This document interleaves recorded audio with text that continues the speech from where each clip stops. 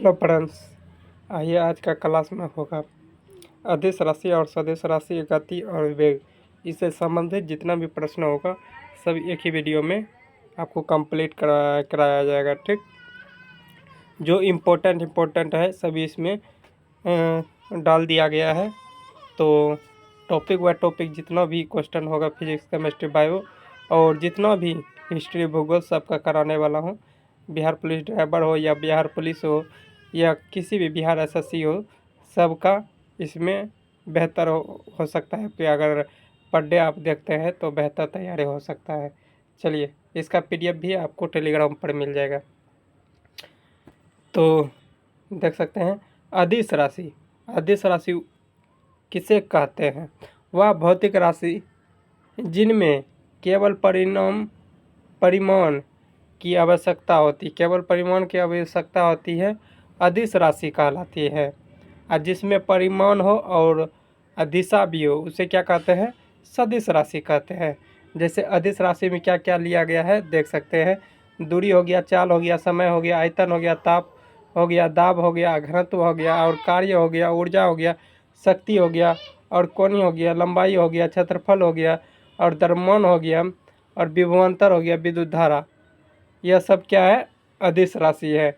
अब सदिश राशि देखते हैं।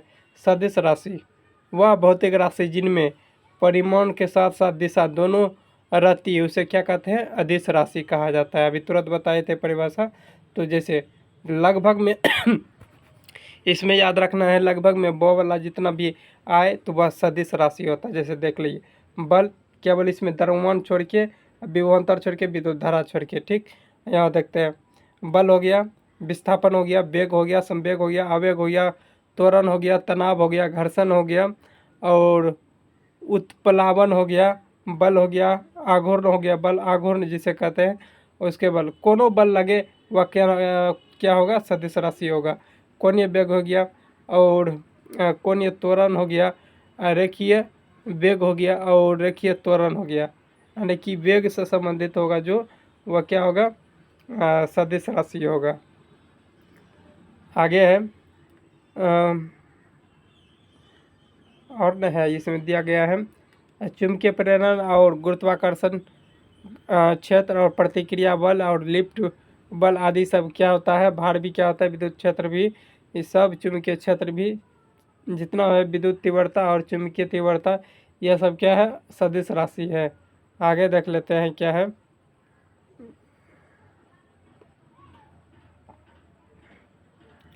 इससे संबंधित प्रश्न आप देख लेते हैं। वह तो परिभाषा था, आप क्वेश्चन देख लेते हैं। दो सदिश के गुणनफल से प्राप्त राशि क्या कहलाती है? सदिश या अदिश कहलाता है। आगे है, वायु के ऊर्ध्वाधर गति को क्या कहते हैं? वायु प्रक्षोभ कहा जाता है। आगे है, फलांक के अचर में किसका आयाम होता है? कोणीय गति का होता है। शून्य त्वरण का अर्थ क्या होता है? वस्तु का वेग स्थिर हो। धनात्मक त्वरण का अर्थ है वस्तु का वेग बढ़ता हो। और शून्य से स्वतंत्र रूप से गिरने वाली वस्तु क्या होता है? एक समान त्वरण के साथ गिरता है। वेग वह भौतिक राशि है जो कभी नहीं हो सकती। वेग वह भौतिक राशि है जो कभी नहीं हो सकती है। तो क्या नहीं हो सकता? कभी भी ऋणात्मक नहीं हो सकती है, हमेशा धनात्मक होगी। आगे है, किसी वाहन की गति मापन यंत्र बताता है उसकी तक्षणी चाल को। आगे है, विस्थापन में परिवर्तन की दर को क्या कहते हैं? विस्थापन में परिवर्तन के दर को क्या कहा जाएगा? तो यह क्या कहते हैं? वेग कहा जाएगा। आगे, वेग और समय के गुणनफल प्रदान करता है विस्थापन, और वेग और द्रव्यमान के गुणनफल को कहा जाता है संवेग। P बराबर mv होता है। क्या होता है? P बराबर mv। ये फार्मूला भी याद रखना, P बराबर mv। आगे है, एक समोन्नत गति में रहते हैं चाल अचर और वेग अचर। चाल अचर रहेगा लेकिन वेग चर रहेगा। एक समान वेग में से चलती वस्तु का त्वरण क्या होगा? शून्य हो जाएगा। मंदता का अर्थ त्वरण होता है, ऋणात्मक होता है। आगे है किसी निर्देशित दिशा में किसी वस्तु की गति को कहते हैं वेग कहते हैं। आगे है एक भीड़ भाड़ वाली सड़क पर एक बस की गति का उदाहरण होगा वो सामान्य होगा। यदि वेग और समय के ग्राफ समय अक्ष के समांतर हो तो वस्तु चल रही है तो इसमें क्या होगा नियत वेग से। आगे है गति का दूसरा समीकरण किसके बीच संबंध बताता है स्थिति और समय के बीच।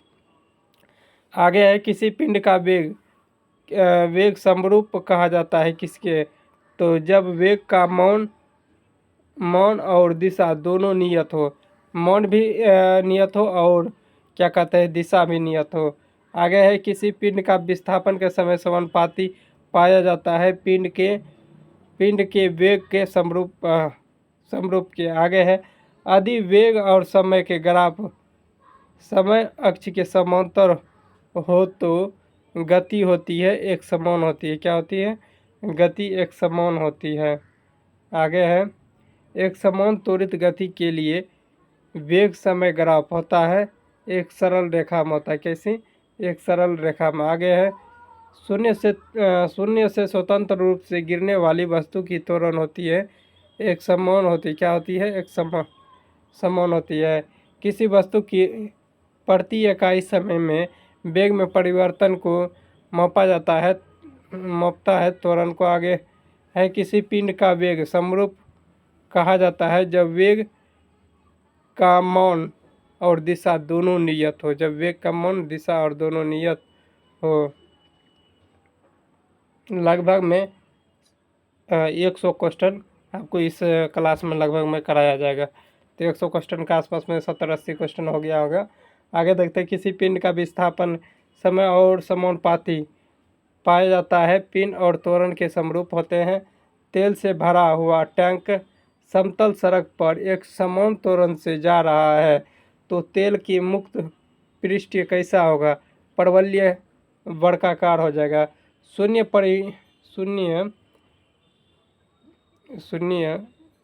एक मिनट।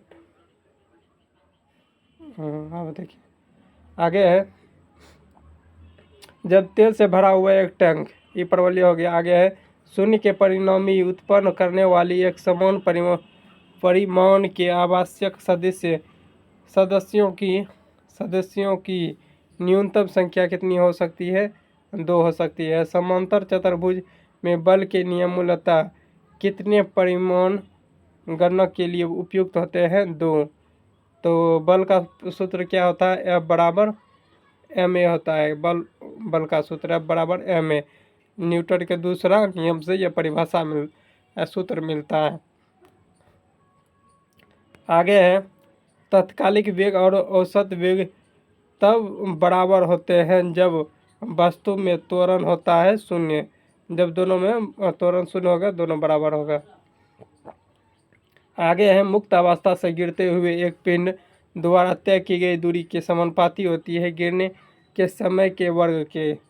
आगे है समय के वर्ग के व्युत्क्रमानुपाती समानुपाती होते हैं। आगे हो जाएगा एक निश्चित दिशा में बढ़ रही वस्तु की गति और वैज्ञानिक शब्दावली में किस पद के रूप में जाना जाता है? तो यह हो जाएगा वेग। आगे है जब कोई वस्तु एक समान गति से गति कर रहे हैं तो इसका त्वरण क्या होगा? इसका त्वरण शून्य हो जाएगा। आगे है यदि किसी वस्तु द्वारा तय की गई दूरी शून्य है तो वस्तु का विस्थापन कितना होगा? वस्तु का विस्थापन शून्य हो जाएगा। आगे है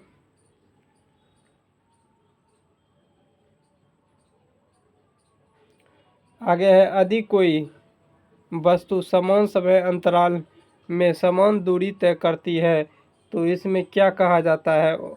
असमान गति कहलाएगा।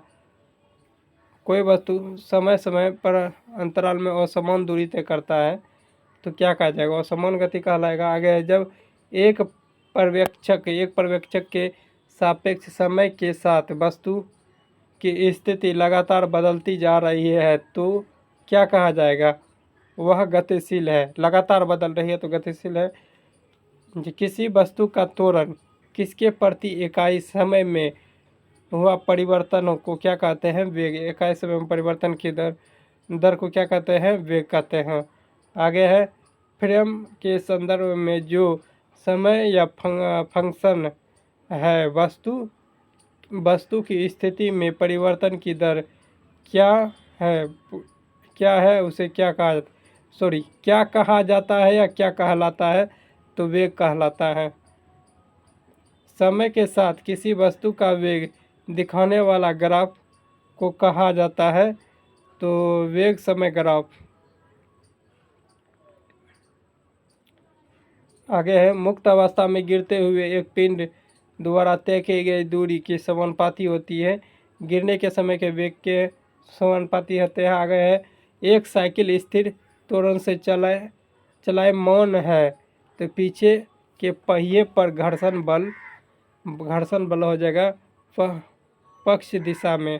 आगे है, एक वस्तु के ऊपर की ओर फेंका जाता है, यह 100 मीटर की ऊंचाई तक जाती है और फिर फेंकने वाले के पास वापस आ जाती है। तो यह क्या होगा? वस्तु का वास्तविक विस्थापन शून्य होगा। वस्तु का वास्तविक विस्थापन शून्य होगा। तो आप लोग को अच्छा लगा होगा यह प्रश्न सभी, क्योंकि बहुत सारा क्वेश्चन एक ही छोटा छोटा करके बहुत सारा क्वेश्चन करवा चुके हैं। ठीक, देख सकते हैं कितना क्वेश्चन था। लगभग में इसमें 100 क्वेश्चन के आसपास में था। तो मिलते हैं नेक्स्ट वीडियो में, तत्काल के लिए जय हिंद।